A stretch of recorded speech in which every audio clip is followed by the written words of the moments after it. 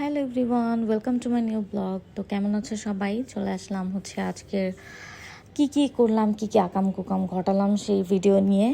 তো আমি এখানে হচ্ছে পান্না মার্টে যাওয়াদের জন্য কিছু চকলেট, দেন হচ্ছে আর চিকেন শেষ হয়ে গিয়েছে ফ্রোজেন, তো এটা অর্ডার করে দিলাম। ওর জন্য আমি সব কিছু বেরও করছিলাম না, কারণ ওর সামনে যা পায় সব একসাথে খেয়ে ফেলবে। তারপরে ওকে এগুলো দিয়ে আমি হচ্ছে একটা কেক বানাবো। তো কেক বানানোর জন্য আমি হচ্ছে সব কিছু হচ্ছে একটার পর একটা দিয়ে দিচ্ছি, দেন হচ্ছে এটা ভালো করে মিক্স করে নিচ্ছি। তো এই কেক আসলে হুট করে মাথার মধ্যে প্ল্যানিং আসছে যে একটা কেক বানাই, একা একা ভাল লাগছে না, কি করব। তো ভাবলাম যে একটা কেক বানাই, আর চুলায় বানাই। আমি কখনো চুলায় কেক মেক করি নাই। তো এখানে হচ্ছে আমি আজকে চুলায় বসাবো, দেখবো যে চুলায় কেমন পারফেক্ট হয়। সবসময় তো ওভেনে করে আসছি।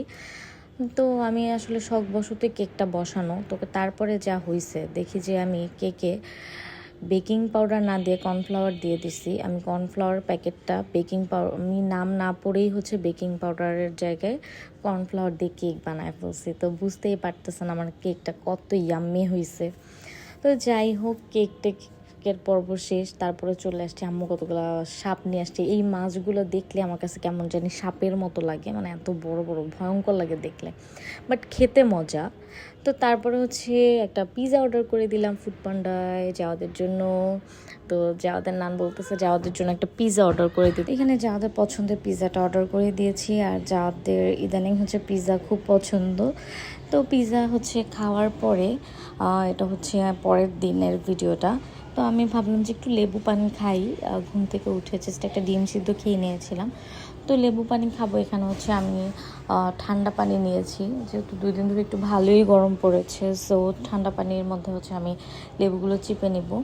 আর এখানে হচ্ছে এতগুলো লেবু অবশ্য আমি খাবো না, এখানে 2টা লেবু, একটা হচ্ছে আম্মুকে দিব আর একটা লেবুর রসটা হচ্ছে আমি নিব।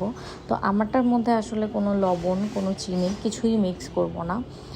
আমি হচ্ছে একদম র খাই। সো এখানে হচ্ছে জাওয়াতকে আমি দিচ্ছিলাম মজা করে, তো ও খেয়ে বলছে অনেক ইয়াম্মি, তো ও একটু খেয়ে নিয়েছে। তারপরে বাকিটা হচ্ছে আমার পেটে চলে যাবে।